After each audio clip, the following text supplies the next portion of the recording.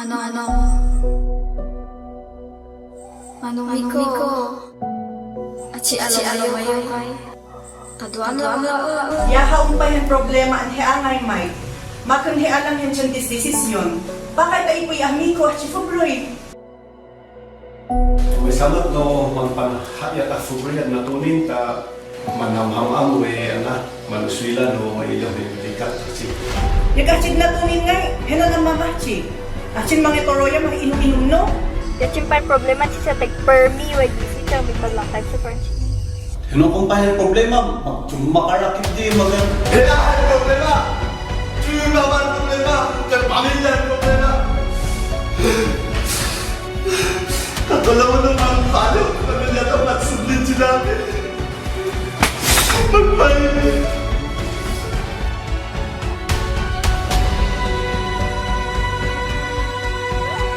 Kuha ko na, Angel! Angel! Kuha ko na! Adim tayo na lang, Angel! Angel! Angel! Manong Miko.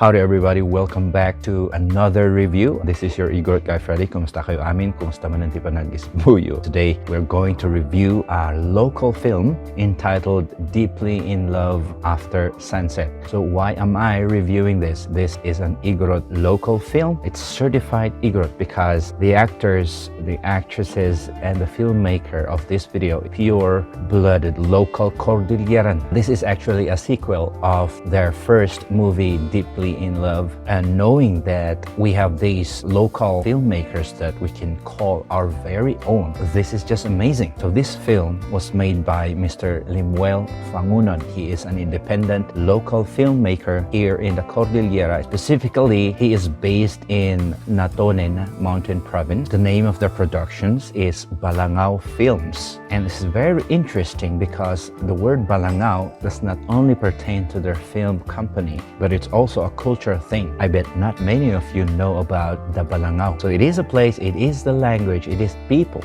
in a part in Natonin Mountain Province. So in this video, they've used their own local language, which is Balangao, and it's very interesting to hear about it. Alright, so to not make this introduction very long, let's watch an exclusive extended trailer of the movie. Ma! Ang hawag! Mayat na tunin, may magpakasyon. Yan sinatutong-tungan yung daddy na lang. Adventure. Yes, I will go to Natonin. What's it, Jamarin? Mednocho! May notes. Ayun pa! May pangal to. Ay, umiagay ma. At natuling no ba? Hawag? Bakay? Siya marin? Ha? Umali ba?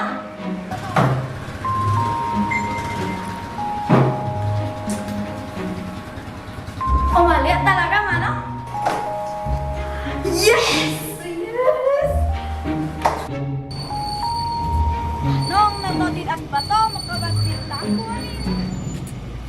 Alangan, no expectar manok. Pinat manganta. Pinang final day, enrollment ko pitaduan na week.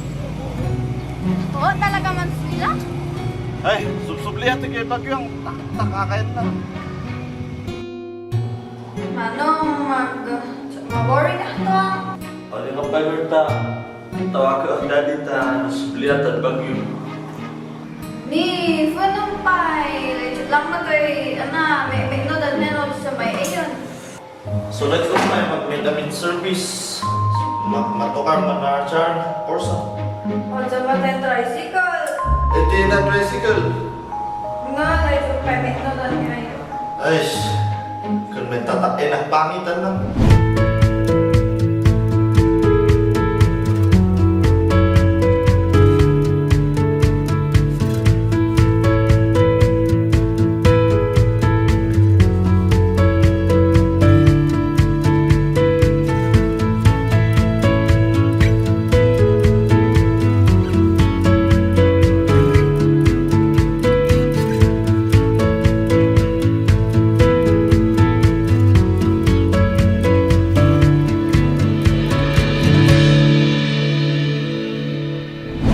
Ay man ako mag-unga-unga, uy mapupuntayan.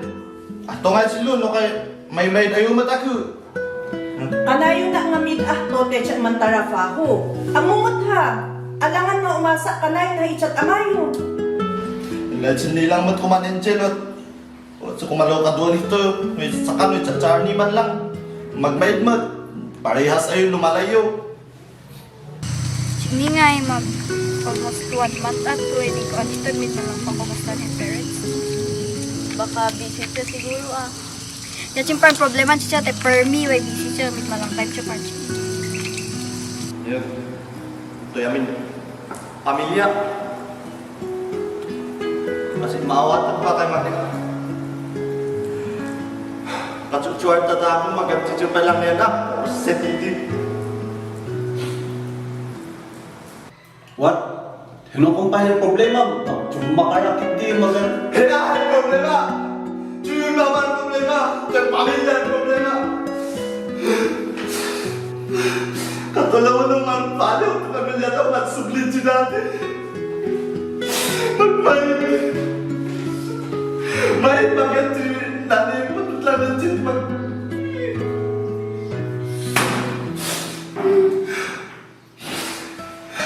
Yung legend lang mas makasublit ako dating magparos at yung legend.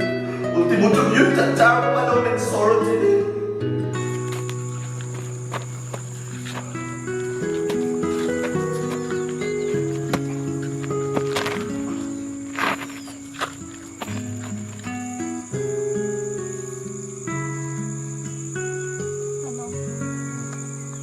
May promise ang haon Kuya ayaw sa mga pamilya tao. Angel! Angel! Angel!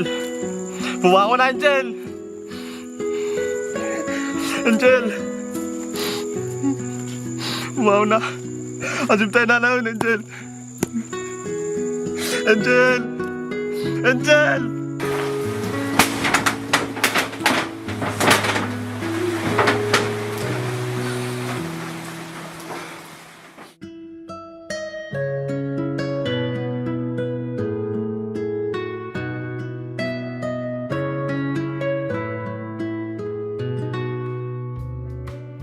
Alright, so that was an exclusive extended trailer that only us have right now. Actually, I have watched the full movie already. This extended trailer that you saw is just another aspect of the movie, but it showed how the family in the Igorot and the Filipino culture is so important. There's a big lesson in here, and I tell you, if you watch the movie, there are a lot more of aspects that you will see, not only about the family but also the whole concept of love. As I said a while ago, the family concept on the trailer is just another aspect. All right, there are a lot of other aspects like the whole concept of love. Of course, those who are in love right there, you will relate in this whole movie. So the whole movie, they spoke Malangaw, which is the local language in Natonin, one of the local languages in Natonin Mountain Province. It's amazing because the language is also related to the central Cordilleran languages, which is the Bontoc and the northern Kankanai, Kalinga, and Apayao languages. But then they have their own distinct accent, distinct words, and distinct delivery on how they speak. But don't worry, there's a subtitle. If you go to YouTube, just click on the CC button, which is the subtitle button. It will show you the subtitle, so you will understand the whole movie if you don't speak Balangao. Second thing here is the cinematography is wonderful. I can categorize myself as a filmmaker, but on my own terms, because it is what I do, it is what I like. As I said, the cinematography is very wonderful. One more thing that I appreciate here is the actors and the actresses, okay, the cast and crew. I really salute this group, especially the director, Mr. Limuel Fangunan, for having these youth, dagiti aading tayo dita Natonin, who are so willing to spend their time to make this whole movie. And I know that it is so hard to gather people. It is so hard to find time, especially these days, to have and to complete an almost 2-hour film. the most positive value that we have here is the unity that they have as a Balangao community. It's just lovely and amazing. Basta kumamat amin dito the whole Cordillera that we have the unity, we have our own way of showing our strong bond with each other because we are just one tribe, we are related, and we are a family. The next thing that I want to talk about is the story of the film. I say the story is very creative. There are a lot of twists and turns in the movie that you should really focus upon. And one more thing, it's so related on one of their previous movies. I think that was Yesterday's Memories. Some characters that were integrated into this film. Minsan naguguluhan ako, but I tried to connect things, and there are a lot of mysteries in the film that makes it very, very interesting because the creativity, the concept, and the storytelling here is not the simple local film that you see. One thing that is very mysterious for me is the identity of one of the characters who is Kenneth. And it's really hard to follow, but if you guys support Balangao Films and Mr. Limuel Fangunan, you can watch their earlier films. Well, the sound scoring and the music is also amazing. They tell the emotion of the movie. And I guess there is an original composition by this group that was featured in the movie. Comedy, there are a lot of parts there where they integrated comedy into the movie, which is really, really good. It's great. Good job for that, because in every movie of today's, comedy is never out of the picture. The actors, most of them are young, ading tayo dagito eh. But then I can see the talent in there. You can obviously see how good they are portraying their parts, and that is amazing because thank you to these local filmmakers that our the youth is going out showing their hidden talents, all right? And because of this film, we can see how talented these young people are. Ito'y tikpangkitaan nga kunada nga natataraki ti Igorot. The thing about the pace of the movie is it's slow, all right? So for those people who is finding an action-packed local film, this is not for you.